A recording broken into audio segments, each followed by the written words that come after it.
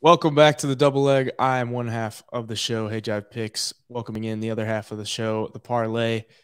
Coming off the UFC Orlando card, you were there live. Tell me a little bit about it. Dude, craziest sporting event you could ever go to is a UFC event. You hear like Dana White talk about it and Joe Rogan talk about it, but it's true. The energy, the atmosphere, the fans, unlike anything I've ever been to. And I've been to a ton of NBA, NFL, MLB games, and dude, nothing competes with the UFC, especially that main event. The crowd was rocking because, Holland had chances to take Stephen Wonderboy Thompson down, try to work off the ground, and he wanted to stand, and I believe that was for the fans. And you could tell the fans were behind both of those guys. Insane. Absolutely awesome atmosphere all night. Yeah, some banger fights for you to watch at UFC Orlando. I will back you up with that. There's nothing like a live UFC event. Football, basketball, baseball's not super exciting to watch, but anything like that, I would take a UFC event any day of the week. Definitely. For personally, UFC Orlando, I got absolutely smoked on the betting cards.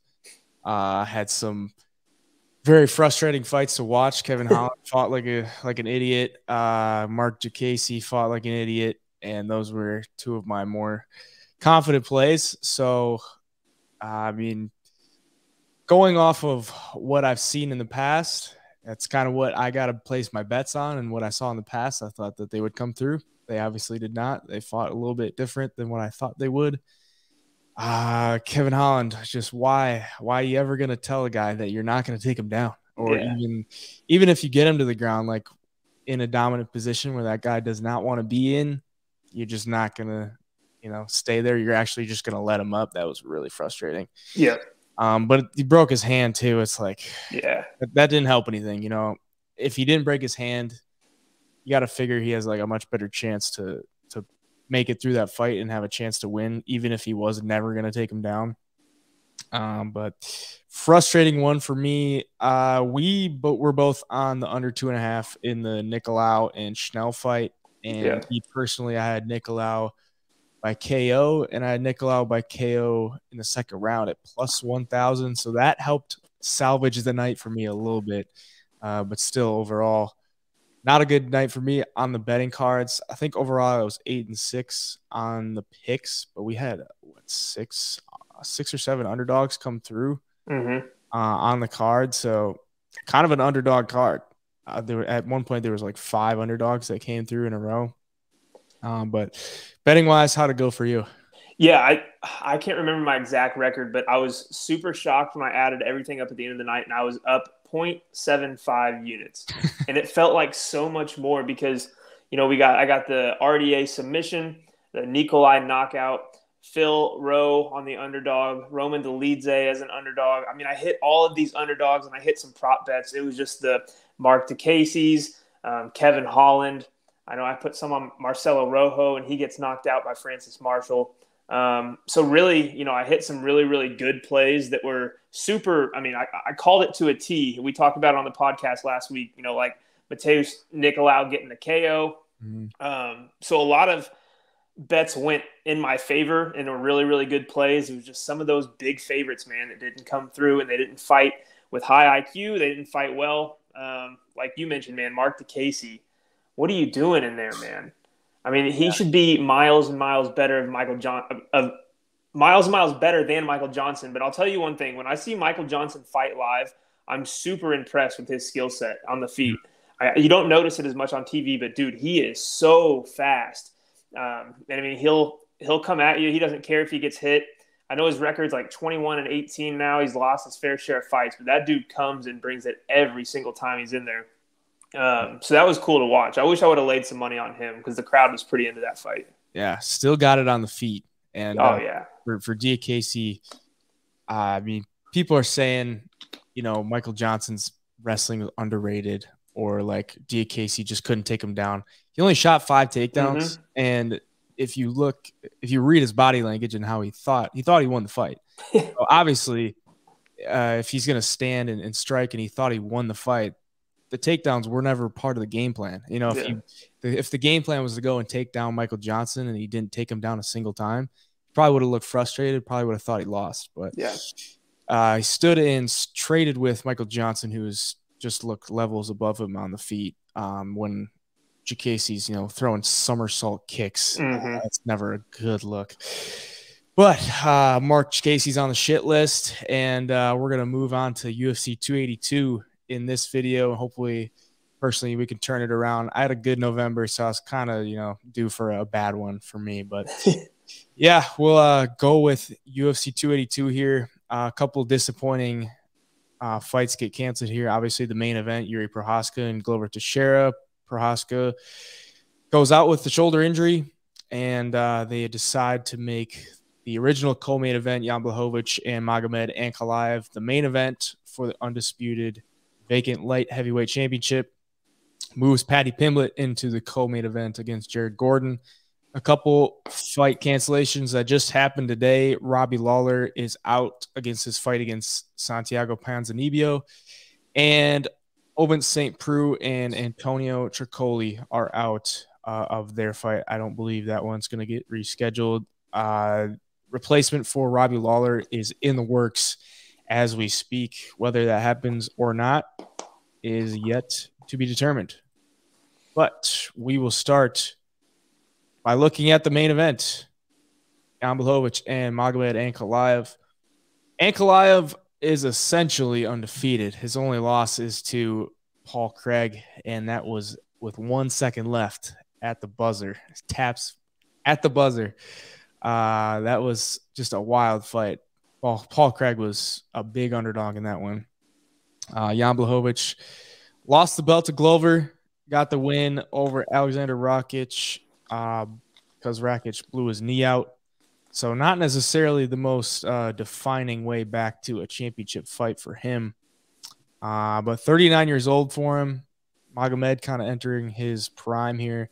Both fighters are pretty similar in size. Blachowicz going to have a little bit of a reach there. What are you thinking on this one? All right, so Jan Blachowicz, he was the champion. He fought Glover Teixeira. In that Glover Teixeira fight, you really saw that style, a guy who can wrestle, who's really good on the ground, you can kind of wear Jan down. And that scares me going up against Magomed Ankalaev because, dude, Magomed Ankalaev might be the most smothering fighter at the 205-pound division. Like you said earlier today, you don't bet against anybody with Magomed in their name, and that's 100% true, and it's especially true this weekend. I like Jan Blachowicz. I just don't see a world where he beats Magomed Ankalaev. I mean, Ankalaev is obviously surging. He's beaten some good guys. I mean, I know Anthony Smith claimed he had a leg injury, but whatever was going to happen in that fight was going to end with Magomed Ankalaev raising his hand. Like I said, I just don't see Jan Blachowicz having much from Magomed Ankalaev. And this one's just one of those fights that it's just a matter of how does he get it done. Does he take him all the way to decision? It's 5 rounds. It's a long time to be in there with Magomed Ankalaev without getting finished. I'm going to have to go with Magomed Ankalaev. I'm still on the fence whether I'm going to go knockout, submission, or decision. I can't decide. I can't get a good read on, how he's going to finish the fight or if he even does. But it's definitely Magomed Ankalaev this weekend. Yeah, I'm with you. As you said, I put it on my page. Never bet against a guy with Magomed in his name. And if either his first or his last name ends with a V, that's a double down. You got to go with Magomed Ankalaev in this one. I feel pretty good about it. I mean, with Jan's age, 39, I think the only real advantage he might have in this fight is like power. I think Ankalaev pretty much takes him everywhere else. And Ankalaev's been in there with Nikita Krylov, Volkan Oezdemir, Thiago Santos, 3 pretty powerful guys. So I don't really think he's going to get chinned. I think that's probably the only way he loses this one. I mean, he could take it to the ground if he wants to. Jan showed some vulnerabilities there with the Glover fight. And Ankalaev's got pretty good distance control as well. I mean, his fight against Thiago Santos was pretty freaking boring. But he showed that he can be patient and he's not going to like push anything to put him in some risky positions.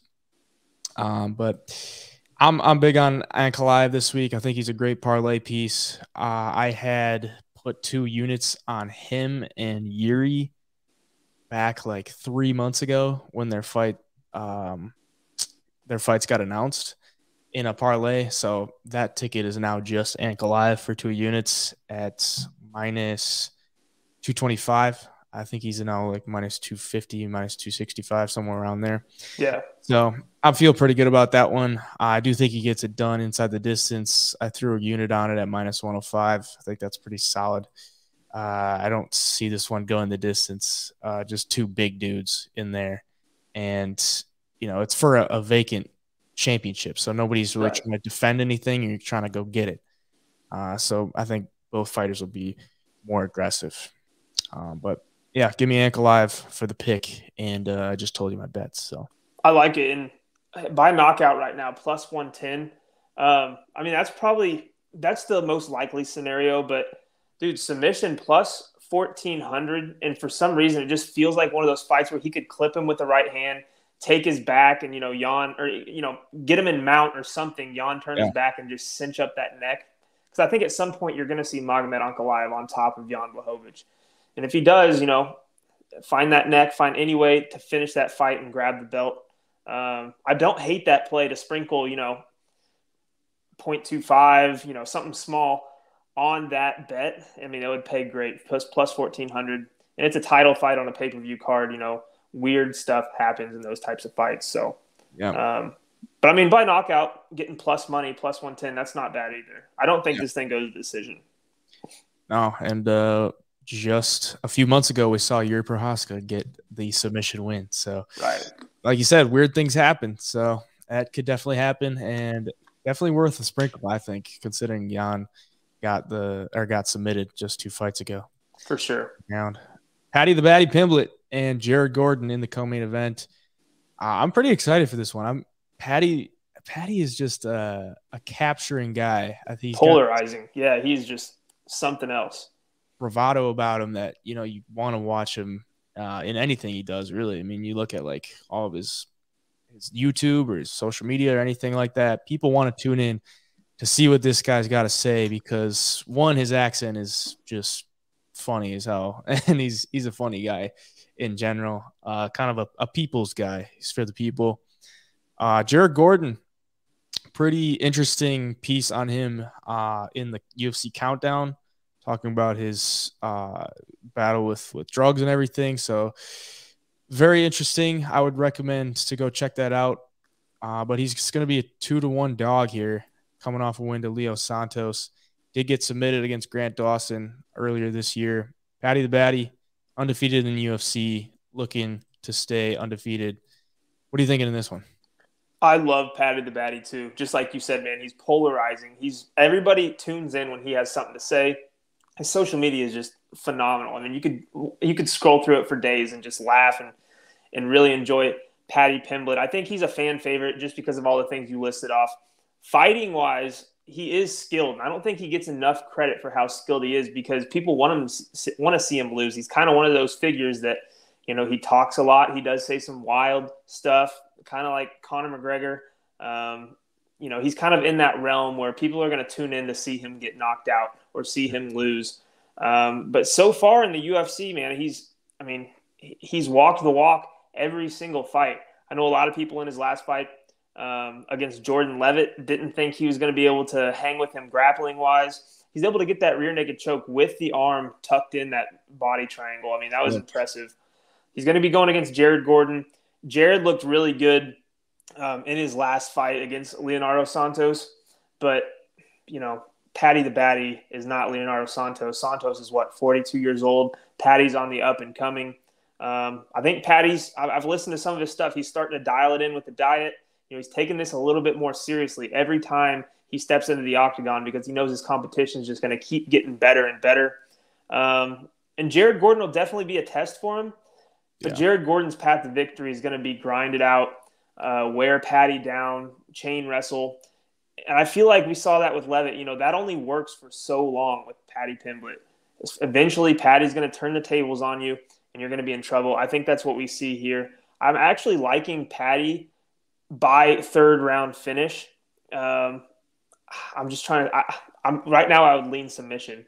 But I think it's just one of those fights where it's going to look like, oh, shit, Jared Gordon's got a chance here. Jared Gordon's making this really tough on Patty, and then you're just going to see a flip of the switch, and Patty's going to get that finish late in the fight. Yeah, I completely agree with you. We've seen it in damn near all three of his fights for Paddy Pimblett. He's a slow starter. He kind of like takes a few minutes, maybe even needs to take one on the chin to wake up and start fighting. So honestly, I don't hate the minus 240 price tag for him on this one, but yeah, if you just wait and you want to take him straight up, you could maybe get a better price after round one, because I do think Jared Gordon comes out and probably surprises Patty a little bit, just like based on his pace and his skill level compared to what he's fought in the UFC. But Patty is very skilled, and like you said, that rear naked choke with Jordan Levitt, super slick with that. I think he's got all the tools to make a decent run in the lightweight division, but he's got to get that weight thing figured out. It's like you see him one day and he's just ballooned, and then you look at him now, you watch like the Embedded or anything like that, and he's like, he looks built. He looks super built, and it's like, dang, man, that's got to wear on you. And how many more of those can he do? But I do think he gets it done, and I think he's got a lot more to fight for.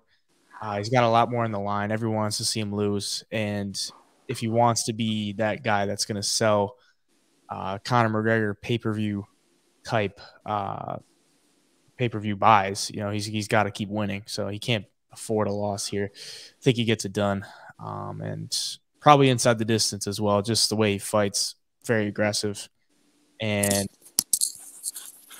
I don't mind that round three prop. That's pretty good to me. Yeah, round 3 submission right now, plus 1,400. So, I mean, definitely something to sprinkle on, in my opinion.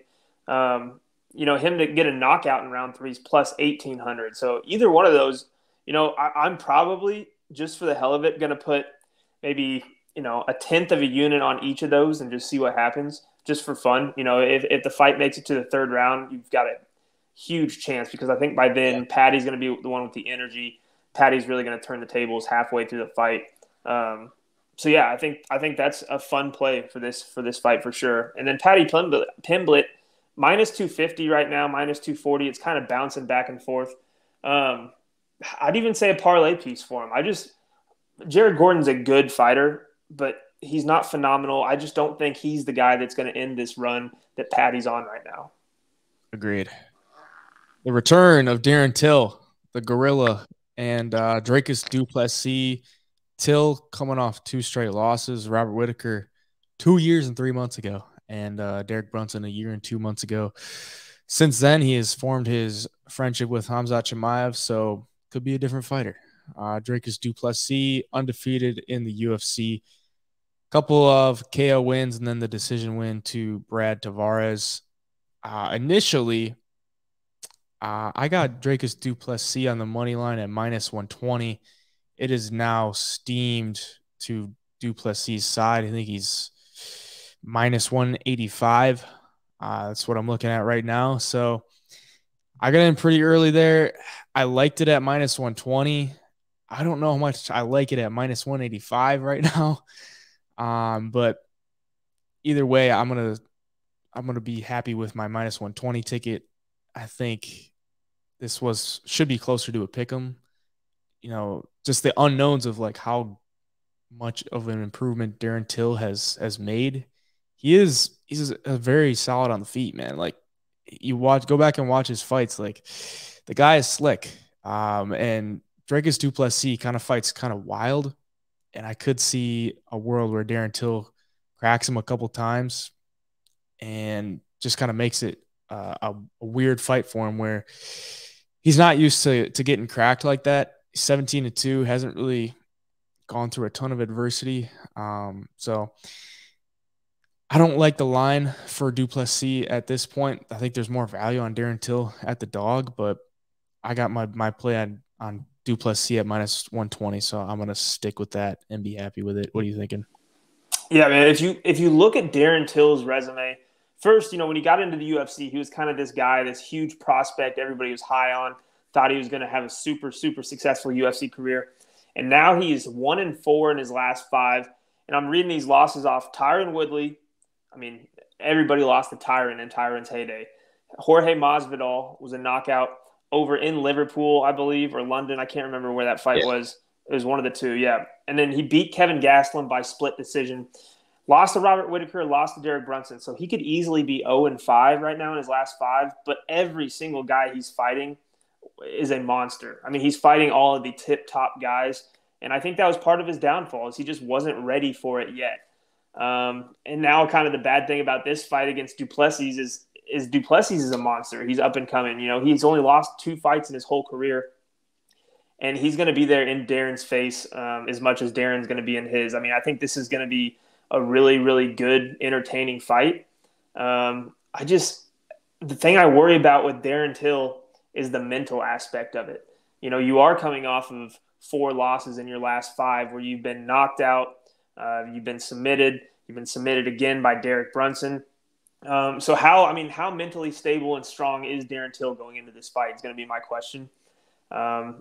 And I hate it because, dude, he is so explosive and so fun to watch and super talented. It just doesn't seem like he's been able to put all the pieces together at this high level. Like I said, I think he was rushed into it.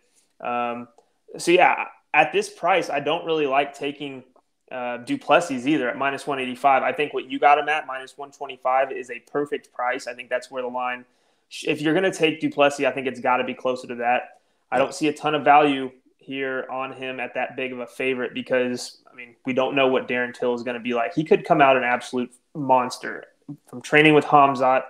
You know, he's got something to prove. He's got a chip on his shoulder now. So it's a dangerous, dangerous fight to bet on if you're on the Duplessis side. This is one I'm probably going to stay away from and just sit back and enjoy it. But if I had to pick a side right now, my official pick is going to be Duplessis, but I'm not going to throw any money on it.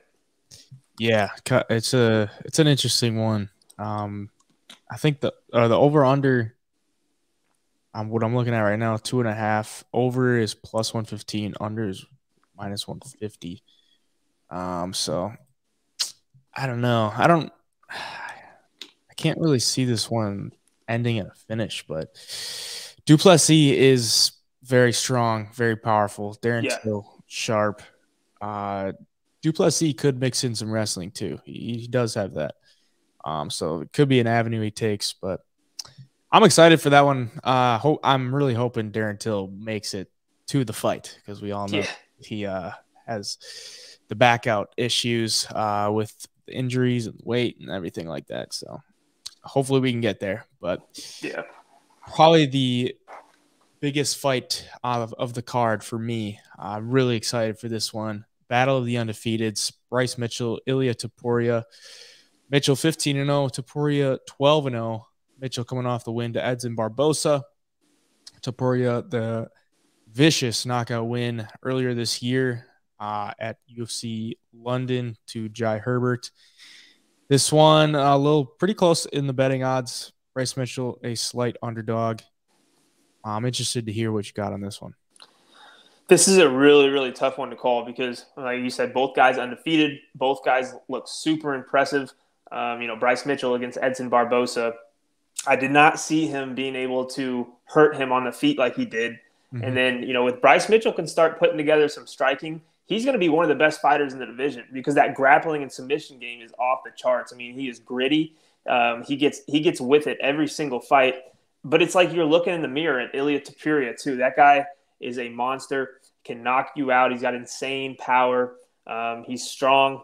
His grappling, I think he'll be able to hang with Bryce Mitchell a little bit just because of the strength. And the athleticism is off the charts for Topuria, too. This is a tough one to call, but I've got to ride with Bryce Mitchell just because of that ground game. I know Topuria is good, too. Bryce Mitchell just seems like a guy who is a man possessed. He's on a mission, and he's not going to stop until he gets where he wants to be, which is obviously the very top of the division. I just don't see anybody stopping Bryce Mitchell right now. I guess you could say the same thing for Ilia Topuria, but Bryce just has a different feel about him. So I've got to lean Bryce Mitchell here. Could come back and bite me in the ass, but I do like that pick.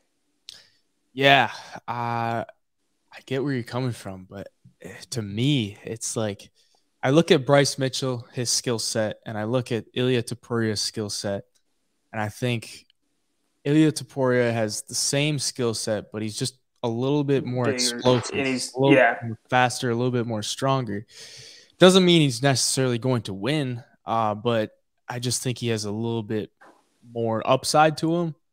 And based on the betting line, Topuria, I saw Topuria at like minus 175 a few weeks ago, and now he's down to about minus 145. So the line's moving towards Bryce Mitchell. I'm kind of tempted to just wait and see how low that price goes, because I think as the week goes on, and that if that trend keeps going down and Topuria gets, closer to a pick 'em, I think there's a lot of value on him there. But either way, I mean, it's like, can you go wrong? Because you're getting an undefeated fighter, both very skilled. But I just think Topuria is a little bit more explosive and has a little bit more finishing ability. You watch him swing, like against Jai Herbert, against Damon Jackson, against Ryan Hall. He just swings with vicious intent, and it's. I don't think Bryce Mitchell has seen that anyone he's fought. He does have a better opponent, Edson Barbosa, but Barbosa never really was able to get anything started in that fight. Mitchell kind of dropped him early, and after that, it was just over. He was just on top of him the whole fight, landing elbows and everything. I'm just really excited to see how this one plays out. I'm going to take Topuria for my pick, and I'm probably going to wait and see how this price goes as the week goes on. If it keeps moving that way, I'm gonna lay something on Topuria, or if it shoots back up Topuria's way, maybe I'll find some value on Bryce Mitchell as the dog. But yeah, I'm gonna take Topuria for the pick, and I'm just super excited for that one. Yep, and I think the two things for me right now is Topuria hasn't really been in these big fights with everybody watching, because these two kind of went back and forth online, had some words. So this is a huge fight that a lot of people are looking forward to. And Bryce Mitchell just seems like one of those guys that could fight in front of 2 people and have the same energy, or fight in front of 2 million people and have the same energy. So Bryce is going to be the same old Bryce when he shows up. Topuria, I don't know. I guess I'm going to have to see how he reacts to, this big of a stage on the main card at UFC 282. But again, man, like you listed off a bunch of attributes of Topuria that are completely accurate. The explosiveness, the strength, that's all going to play into a factor, and it's going to be tough for Bryce Mitchell. But yeah, at this point, especially as an underdog here, that's one big reason why I've got to lean with Mitchell on my bet. I think if you get Bryce Mitchell's the type of guy, if you get him at plus money, I've got to take him every single time. And that's kind of where I'm coming from here. But regardless, going to be one of the best fights on the card for sure. Yeah, Topuria is a pretty big dude for 145. Mm-hmm. He's thick. He did fight at 155 his last fight, so keep an eye on him at the weigh-ins. You never know what he's going to look like on the scales there. I believe he's had to pull out of a fight in the past because of weight issues. So something to keep in mind. Going on to the heavyweight fight here. Chris Daukas, Jairzinho, Rozenstruik. Rozenstruik coming off 2 losses to Curtis Blades and Alexander Volkov. 2 losses for Chris Daukas as well, Derek Lewis and Curtis Blades. Rozenstruik sitting at the favorite here. I really don't want to back Chris Daukas. I don't want to back Chris Daukas after watching his brother just absolutely sell last week at UFC Orlando and get chinned multiple times to Eric Anders. But what are you thinking on this one? I do like Rozenstruik just for the striking advantage he's going to have. I mean, he's one of those guys in the heavyweight division that can put your lights out. Chris Daukas, I think he's going to have to use that wrestling. He's going to have to get it to the ground if he wants a chance to win this thing. But Jairzinho's got such power that I can see this being an early finish. Minus 170, that sounds about right on this line. Like you said, both guys coming off some losses. Daukas with that loss to Curtis Blades got finished. And, Jairzinho, he's fought Francis Ngannou. He's fought a lot of these huge names. He knows what it takes to get the win. Right now I got to lean with a guy with more experience, I guess, at the higher level, who's fought more of the top guys and who's got that knockout ability. In heavyweight fights, I think if you have that knockout in your back pocket at all times, it's a pretty good bet to make because at any time you can win the fight. So I've got to go with Jairzinho in this one. Yeah, I wanted to find every way to take the underdog in a heavyweight fight, but I just can't. Like, Jairzinho is one of those guys that has the death touch. Like, if he throws and he lands, like, it's over for you. And Chris Daukas coming off 2 KO losses, it's not looking good for him as far as the chin goes. Two of the biggest dudes in the heavyweight division, Derek Lewis, the KO king, and Curtis Blades is a massive dude. And I was there for that one, and I heard it from fucking 20 rows back. So that was a nasty one to watch. But yeah, I'm going to go with Rozenstruik in this one. I don't really necessarily like the price as far as a betting standpoint. I'm sure him by KO is like not much better. Minus 175 is his money line. Him by KO is minus 120. I guess that's not terrible. That's actually pretty decent price. Like, do you really think this one's going to go the distance? Probably not. And he's not going to sub him. So not a terrible price there on the KO prop. I probably won't play it. We'll see as the week goes on, but I'll take Rozenstruik for the pick. Hopefully we get to see the death touch in that one. Definitely. Yeah. Overall, I mean, heavyweights can't go wrong in the UFC watching 2 heavyweights bang it out. That's right. And the youngest fighter in the UFC making his debut, Raul Rosas Jr. and Jay Perrin, the undefeated Rosas Jr., got the Contender Series win and the contract as a 17-year-old. Now he's an old man, 18 years old, and he's stepping in on a pay-per-view card in the prelims against Jay Perrin, who is 0-2 in the UFC. So kind of easing him in here. Jay Perrin is no joke, though. I mean, he's 29 years old, pretty much should be in his prime right now. He's going to be a little smaller than Rosas Jr., but based on what we saw in the Contender Series fight, looks like Rosas Jr. has got a legit ground game, but who knows when he's going to go up against a UFC caliber fighter if he looks like he's a minus 230 favorite, which he is in this one. I do think he probably wins. I think he's really skilled, but it's a little risky taking him as this big of a favorite in his debut, 18 years old. But, I mean, the kid exudes confidence. It's not like he's like some quiet guy that, just kind of showed up and is getting this contract and going for it. But it's kind of like he was destined for this, like when he was young, and he's just kind of it's always been part of his plan. So that makes me a little bit more confident taking him here. Jay Perrin's, I don't think he's anything special. I mean, he's 10-6. His losses are to Mario Batista and Arichi Long, both guys who are kind of stand-up fighters. Jay Perrin has decent wrestling, but I would trust Rosas Jr.'s grappling if this fight hits the ground, which I'm sure he'll try to take it to. So give me Rosas Jr., the 18-year-old. Yeah, I like it.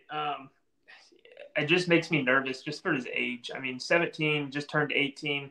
That's super young. Like, I can't imagine being my 18-year-old self and stepping into the UFC octagon in front of the whole entire world who's tuning in.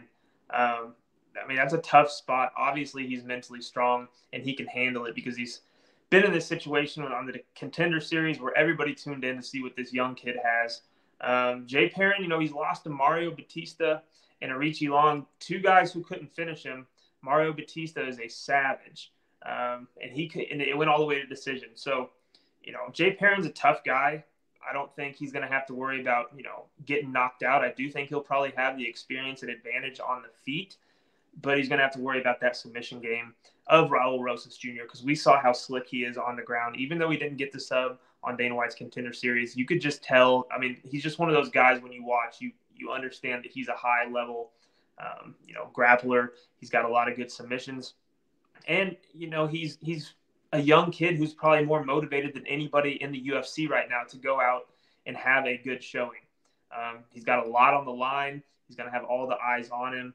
And I do think he gets the win. I'm not going to be too confident to take his money line. I do, however, like him by decision at plus 200, just because Jay Perrin is a tough enough guy. I think he's going to be able to hang with the 18-year-old. So, yeah, I don't know. I don't mind Raul Rosas Jr. by decision at plus 200 right here. Yeah, I mean, if you're Jay Perrin and you're getting thrown to an 18-year-old, you're probably going to do everything in your power not to tap to anything. So, by decision, that's a solid play there. I got to give that to you. That's a solid play. By submission is what? He's plus 175 right now. Yeah, I don't think he comes in and gets a sub, but if he does, man, that'd be really impressive. But yeah, we're both on Rosas Jr. there. Edmund Shahbazyan and Dolce Lungiambula. Lungiambula, probably the most ripped dude in the UFC. I gotta say that. The dude's legs are just tree trunks, but they're showing all the roots. I'll tell you that. It's gonna be a pretty big dog in this one. 3 straight losses for him, and won the KO to Pinali Soriano. I think he dislocated his rib in that one as well. Shahbazyan, 3 straight losses for him. Only 25 years old, and his losses to Derek Brunson, Jack Hermanson, and Nasruddin Imavov. So can't be too upset about those. I think Shahbazyan probably gets this one done fairly easily, but just the power and the size of Lungiambula, I'll just call him Dolce. the size and power of Dolce is always makes you think twice about taking, a hefty favorite against him. Shahbazyan's upwards of minus 300, and that's concerning. But he's going to be fairly bigger, 6'2". Dolce's only 5'8", so bit of a size advantage there. Young enough fighter. He's been through kind of the ringer these past 3 fights. I think he comes back and gets a big win on a pay-per-view card. What are you thinking? It's one of those fights that I find more, I guess, cons than I do pros on each side. I mean, first you got Dolce, who's lost 3 or 4 out of his last 5, but they've come to Magomed Ankalaev, Marc-Andre Barriot, Cody Brundage by guillotine, and Puna Soriano. That was a nasty uppercut, so he's been knocked out and he's taken a lot of damage lately. But on the same side, Edmund, he's lost 3 in a row as well. So it's just going to be, to me, this fight comes down to who's taken less damage lately, because I know both guys hit like trucks. Both guys are strong dudes. Whose chin's going to go first? I think that's what it boils down to in this fight. And I'm with you. I've got to take Edmund at minus 280. I think that's a parlay piece. I just don't see Dolce being able to go in there, and I don't think he's going to be able to grind out a win. I think if he wins, it has to be that big right hand. Right. I just don't see him finding it against Edmund. And like I said, it all comes down to who's taken less damage lately. And even though it's probably a close call, I've got to go with Edmund here. And I think he gets it done by knockout. Yeah, Shahbazyan's been off for a year. So he could come back just having made a ton of improvements. As I said, 25, pretty young. So I think he comes in and gets the win there. And looking forward to seeing that one as well. Chris Curtis, Joaquin Buckley. This one should be a banger.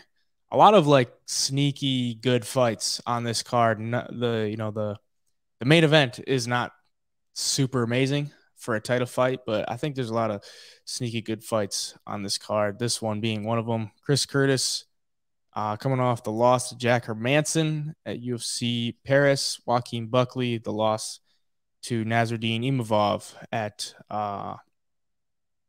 UFC Paris as well. So this one, I'm kind of torn on this one. Joaquin Buckley, this one was pretty much a pick 'em. Joaquin Buckley is now more so the favorite at minus 150. I'm interested to hear what you got to say. Maybe it can swing me some way, but what do you got?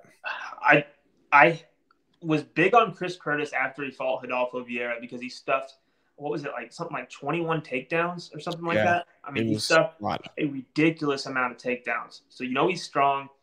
He can wrestle. But, man, Buckley's one of those dudes that I thought he had a chance to knock out Nasruddin Imavov just because of the power. I didn't necessarily think he did, but he's one of those guys that can touch anybody in that division.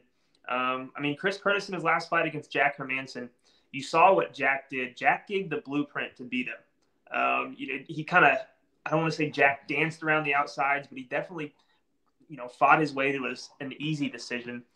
Chris Curtis couldn't get close to him. Chris Curtis is kind of shorter. Has shorter arms. He doesn't have that huge reach by any means. And Joaquin Buckley is super slick on the feet, man. He finds that chin really, really easily. He's got that power, like I said. I actually do like Joaquin Buckley here. I think Chris Curtis is a good fighter, but he just seems so – I don't even know what the word I'm looking for against Jack Hermanson, but I guess Jack Hermanson just made him look average. I know Chris Curtis is a lot better than that. But Chris Curtis is good when he's fighting guys who want to take him down, and then Chris can kind of just pick him apart on the feet. I think he's going to struggle with the power from Buckley. I think he's going to struggle with the movements and the explosiveness. For those reasons, man, I've got to go Joaquin Buckley in this one. And I actually, minus 155, I don't think that's too bad right now, in my opinion. But I know I've read a lot online. A lot of people think Chris Curtis has a really good chance to beat Joaquin Buckley here too. I've tried to break this down a million ways. I just don't. I don't know. I just think the favor lies with Joaquin Buckley, like the line says.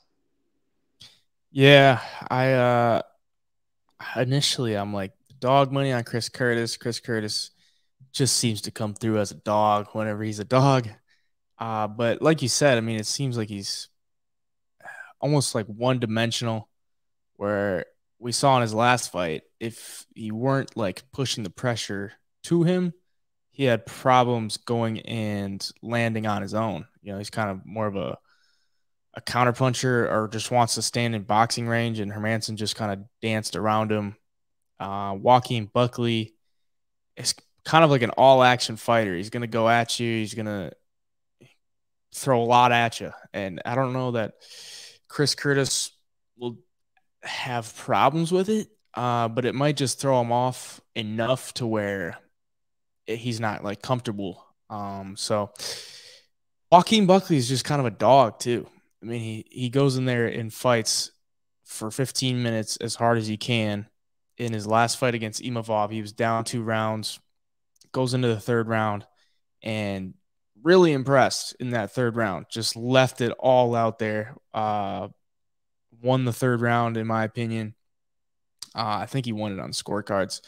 I don't have it here, but I'm pretty sure he won that 3rd round and just emptied the gas tank. And it's fighters like that that make you want to bet on them, because they're going to give everything they had to, like, not to pick on Chris Curtis, but like he was down 2 rounds, and in the 3rd round, like, he didn't really go and push the action like Joaquin Buckley did. So he is the younger fighter as well. Buckley, 28 years old. Chris Curtis, 35. It's just that dog money at plus 130 for Chris Curtis is so tempting, because Joaquin Buckley has been chinned before. So Chris Curtis has the power to knock him out. Maybe let's take a look at the Chris Curtis by knockout. It's not out yet. I don't know if you have it, but it's not out open in my book. Maybe that's the play you take. Chris Curtis by knockout, because if he wins, I would probably think he does it by knockout. With the way Buckley fights, Buckley's probably going to be the more active fighter. I'm going to take Buckley for my pick. I'll probably keep my eyes open for that Chris Curtis by knockout prop. But I'll take Buckley for my pick. Looks like plus 275 for him by knockout right now. Yeah, I think that's good enough for me to sprinkle a little bit on that. I don't know that I'll get to Buckley from a betting perspective, but Curtis by knockout is a decent line for me. The one reason I don't mind that at all is because if you watch Chris Curtis box, I mean, he's so technical. He keeps everything tight. And Buckley can come out there and swing and brawl a little bit. So, I mean, yeah, man, I don't think Chris Curtis by knockout is a bad play at plus 275, because if Buckley does get wild, Curtis is going to be in the pocket. I think he's got a good chance to clip him. Yeah. Buckley's been chinned in like weird ways too. It's like he'll go up against these really good strikers and take them, and then he'll go up against like Alessio De Chirico and get knocked out. It's just super weird. But another under the radar fight, Billy Quarantillo and Alexander Hernandez. I'm excited for this one too. The return of Billy Q. Been off for a year. That fight with Shane Burgos was crazy. I went back and watched it today. Just all action. It's like the most significant strikes landed in a featherweight fight in the UFC. Burgos out of the UFC now, so Billy Q's got to hold on to that fight legacy. Did get the loss there, though. Kind of burned out in the second and third round. Alexander Hernandez, the loss to Renato Moicano earlier this year. Hernandez sitting at the slight dog here. Billy Q going to be around minus 160, 165. What are you thinking on that one? Yeah, kind of a tough one to call again. A lot of these fights are. I think a lot of these could go either way. But yeah, Billy Q, he's got a dog in him. It's hard to bet against him just because, if he's down 2 rounds and he goes into the third, he's going to be looking to finish it at all times. He never quits. He'll come forward. I mean, he might take some shots, but he's going to be in your face to give them back. Hernandez is, his career has been super weird. He's got the loss to Renato Moicano, beat Mike Breeden, lost to Thiago Moises, beat Chris Grutzmacher, lost to Drew Dober. And, I mean, it's just 50-50-50. He's always win-loss, win-loss, win-loss. But if you look at him, he's so athletic and he's explosive. He just doesn't do a good job of staying within himself in these fights. And I think, if he lets Billy Q hang around as the fight goes on and Alexander Hernandez starts to wear down, Billy Q is going to be there, and he's going to be in his face. I don't necessarily like the minus 165, though, just because Alex Hernandez can be dangerous. And I don't see the lines out yet or the props or anything out yet. So, yeah, I do kind of like the over 2.5 rounds just because both guys are tough enough. I guess I don't know if tough's the right word, but both guys have a little bit of dog in them. And like I said, Billy Q just seems to always be in that third round. So, yeah, I think early on you see Alexander Hernandez kind of put it on Billy Q. And then I think you see somewhere halfway through the fight, Billy Q start to turn the tables, show how tough he is, and eventually dragging Alexander into deep waters. So, I don't know. Over 2.5, I don't really mind. Billy Q at minus 165 is a straight play. I'm just not sold on it quite yet. Yeah, this fight's going to be at 145. Alexander Hernandez, a career 55er, so, and a pretty shredded 55er at that. So I'm interested to see how he looks at 45 on the scales, if he even makes it, and interested to see how his cardio holds up, his chin holds up. Billy Q, not necessarily a big power puncher, but he's going to throw a lot of volume at you. Kind of weird strikes, kind of like looping, very creative, but ultimately kind of showed that it wasn't as effective as Shane Burgos's, timed counter strikes in that fight. So I'm going to go with Billy Q in this one, just based off the activity on the feet. And then I think he has a better ground game here. But Alexander Hernandez is game and could just go in there and look like the second coming of a 145 big man. But I'm going to bet that he doesn't.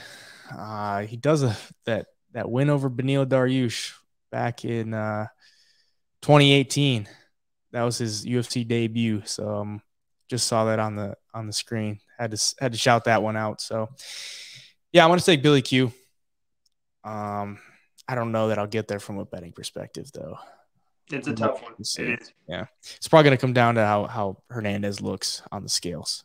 But we'll keep an eye on that. Eric Silva and TJ Brown. Eric Silva 9-1.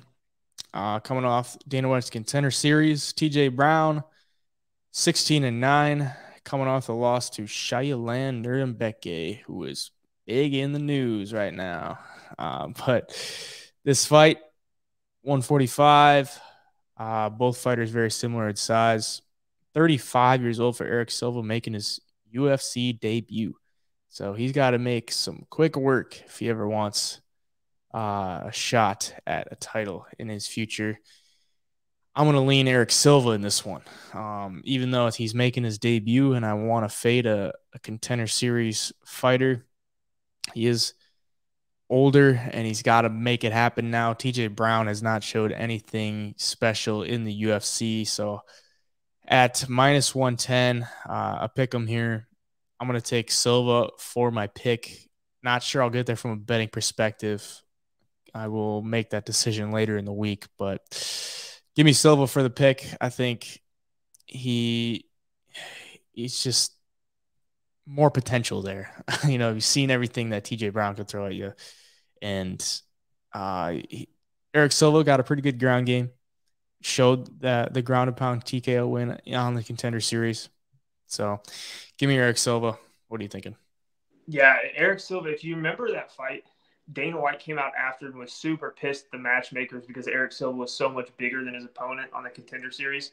But with even being bigger than a guy like that, he showed how explosive he is. The dude will come across the cage and try to end you, immediately. And I like that style, especially on the early prelims, guys that aren't, the highest level.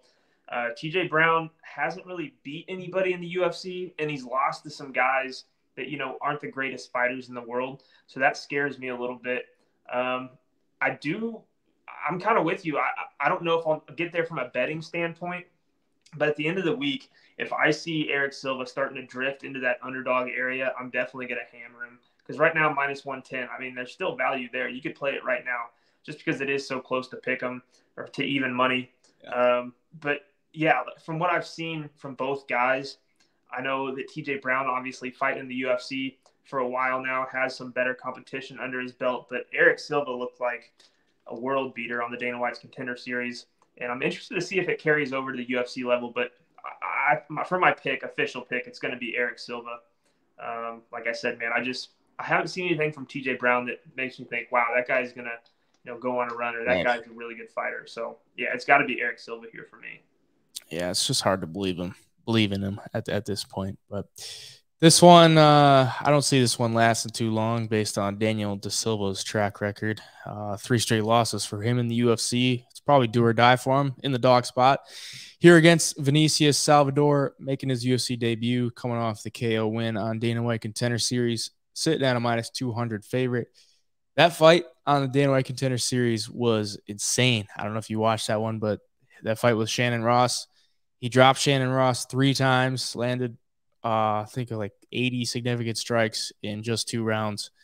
So this guy's got some hands on him, very quick hands. Daniel Da Silva, pretty much known for being a kind of a 1-round fighter, but pretty much he's kind of shown he's like a 1-minute fighter. And after that, he's done. So I think Vinicius Salvador probably gets this one done within the first, maybe the second, if he's having trouble putting them away. But who knows? Daniel Da Silva could come out with his back against the wall and just spark Vinicius Salvador. I don't see it happening, but could happen. I'm going to take Salvador for my pick.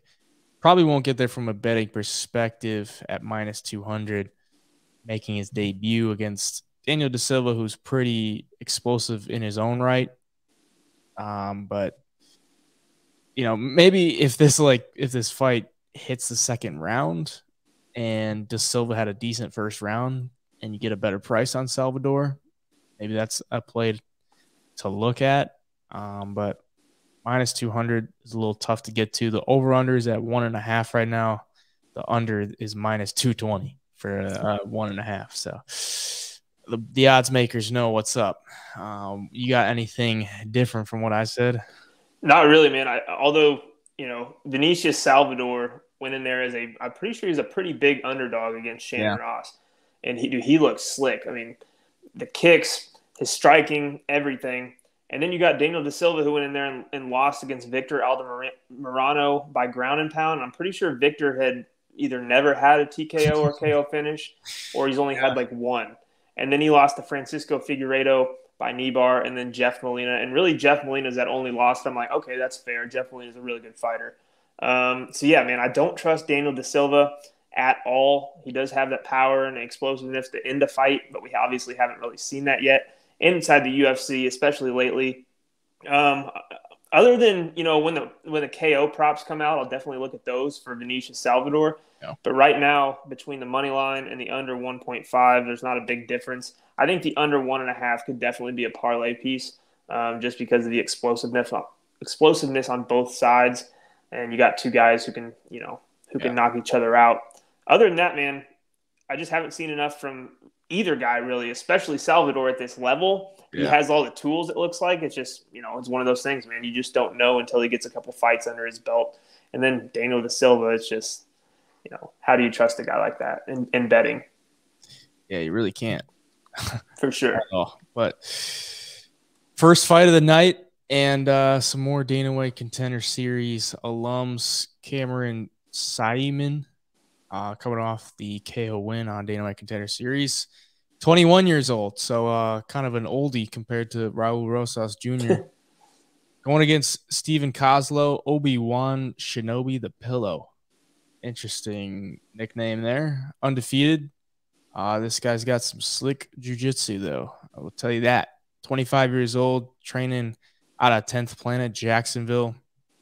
Saaiman, minus 280 favorite in this one, making his debut. Koslow making his debut as well. Fought 4 months ago, got a submission win by a rear naked choke. This one is tough to get a read on because you don't know much about either fighter. Right. Based on what I've seen, it's like Saaiman's the stand-up guy and Koslow is the grappler. So it's really going to be who can implement their game plan. Right. Yeah. I don't think I'm going to bet on this one. Yeah, no, I get where you're coming from for sure. Cameron Saaiman, he was an underdog against Joshua Wang Kim, I believe that's who he fought in his Dana White Contender Series fight. And I'm pretty sure he was like plus 200, plus 220. And he went out there, and Joshua Wang Kim has some really good striking. I mean, he throws a lot of kicks. He has a really good style, a fun style. And Cameron Saaiman was able to just hang in there with him, take his shots. He wrestled a little bit when I thought Joshua Wang Kim was going to have the advantage everywhere. And Cameron Saaiman just proved me completely wrong. And that sticks out in my head, obviously, because, when you lose on guys like that who are, big underdogs, it kind of sticks with you. So, yeah, if I had to lean one way, I'm definitely leaning Cameron Saaiman. And it's probably just because I've seen more out of him. Dana White's Contender Series, fought a pretty decent guy. I don't know much about a lot of the opponents Steve Koslow's fought. So, yeah, for those reasons, man, I'm going to hang with Cameron Saaiman. Don't necessarily see a ton of value betting on him, especially on the money line. And, to be honest, it's just you haven't seen enough of either guy to be comfortable with a prop either. Yeah, Saaiman was set to fight Ronnie Lawrence in his debut. So I think that probably says a little bit about, like, what the UFC thinks of Cameron Saaiman. Ronnie Lawrence is a pretty decent prospect in the bantamweight division. Ultimately, Ronnie Lawrence falls out, and they have to insert Stephen Koslow. So quite the downgrade in opponent, at least from what the UFC thinks. So, yeah, I want to take Saaiman for my pick. Probably won't be getting invested in that one. But nonetheless, I'm still interested to watch it. Saaiman, 21 years old, as we said, young guy, making his debut. Koslow looks like he's got some really sweet jiu-jitsu, making his debut. Both 6-0. So somebody's always got to go. Yep. And yeah, that's the first one of the night. So hopefully they can kick it off and start it off good. But with all the cancellations, we're down to 13 fights. Hopefully we don't lose any more. Last week we lost the battle of the babes, Tracy Cortez and Amanda Ribas. But on a 15 fight card, if you lose one, it's not the end of the world. So 13 right now. Let's not lose any more. From the top down, I got Magomed Ankalaev, Paddy Pimblett, Dracus du Plessis, Ilya Topuria, Jairzinho Rozenstruik, Raul Rosas Jr., Edmund Shahbazyan, Joaquin Buckley, Billy Quarantillo, Eric Silva, Vinicius Salvador, and Cameron Saaiman. Yep, I think I'm almost damn near the exact same way. Magomed Ankalaev, Paddy Pimblett, Daukas du Plessis. I'm going to go Bryce Mitchell, though, other than Ilia Topuria. I think that might be the only one we disagree on because I'm going to take Jairzinho Rozenstruik, Raul Rosas Jr., Edmund Shahbazyan, Joaquin Buckley, Billy Q, Eric Silva, Vinicius Salvador, and Cameron Saaiman.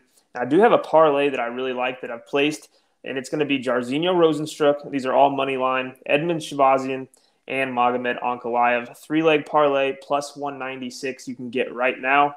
Those are the 3 guys that I think, for the odds, have a great chance of winning on Saturday. So I'm going to throw those 3 together and see what happens. I like it.